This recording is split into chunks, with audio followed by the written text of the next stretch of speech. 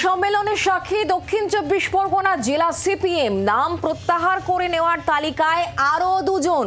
16 থেকে বেড়ে এই মুহূর্তে সংখ্যাটা দাঁড়িয়েছে 18-এ, যাদের মধ্যে 12 জনই দলের সর্বক্ষণের কর্মী। কমিটি থেকে নাম প্রত্যাহার সুজন চক্রবর্তীর স্ত্রীর সর্বক্ষণের কর্মী যুব নেতাকে জেলা কমিটিতে না নেওয়ার জের। আর তারই প্রতিবাদে এই নাম প্রত্যাহারের সিদ্ধান্ত বলেই সূত্র মারফত খবর পাওয়া যাচ্ছে। আমরা কথা বলবো, মৌমিতা চক্রবর্তী আমাদের প্রতিনিধি রয়েছেন আমাদের সঙ্গে। মৌমিতা, একের পর এক নাম প্রত্যাহার হচ্ছে এবং যার কারণ হিসেবে দেখা যাচ্ছে যে এক যুব নেতা, তাকে না নেওয়ার কারণেই এই সিদ্ধান্ত সকলে মিলে নিচ্ছেন। আর কি আপডেট পাচ্ছ তুমি? দেখো, শুধু তাই নয়, নজিরবিহীন ঘটনা বলা হচ্ছে, কারণ সিপিআইএম এর এই যে কনফারেন্স হয়, সেই কনফারেন্সে যদি মতের মিল না হয় তবে সেক্ষেত্রে ভোটাভুটি করার নজির রয়েছে।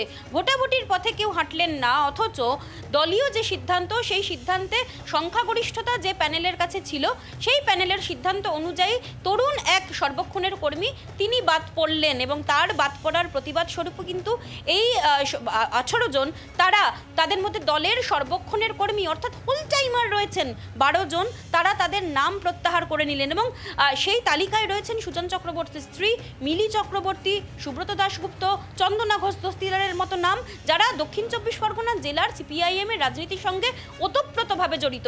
প্রশ্ন উঠছে, বিতর্ক উঠছে একটা বিষয় নিয়ে, কারণ সম্মেলনের যে ড্রাফট, যে খসড়া রিপোর্ট আমাদের কাছে আছে, যে 24 ঘন্টার হাতে আছে, সেখানে লেখা হয়েছিল যে দলে তরুণ প্রজন্মের অন্তর্ভুক্তি করতে হবে।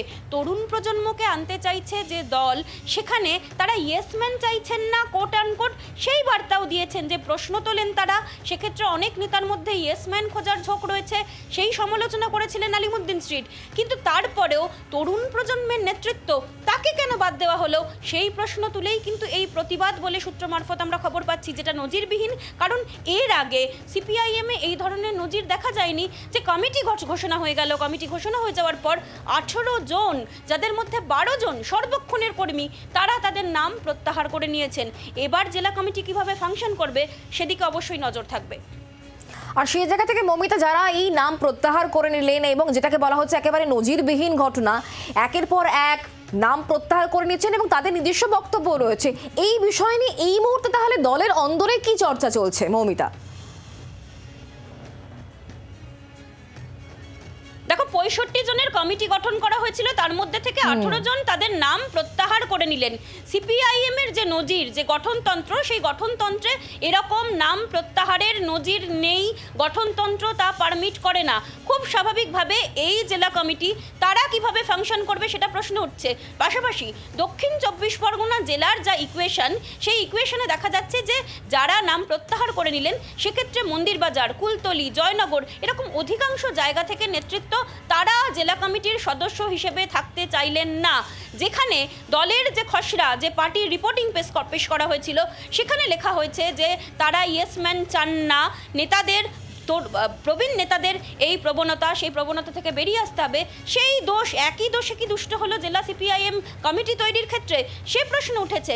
কারণ তরুণ প্রজন্মের সর্বক্ষণের কর্মী তিনি বাদ পড়েছেন, আর যার প্রতিবাদ স্বরূপে কিন্তু এই সিদ্ধান্ত।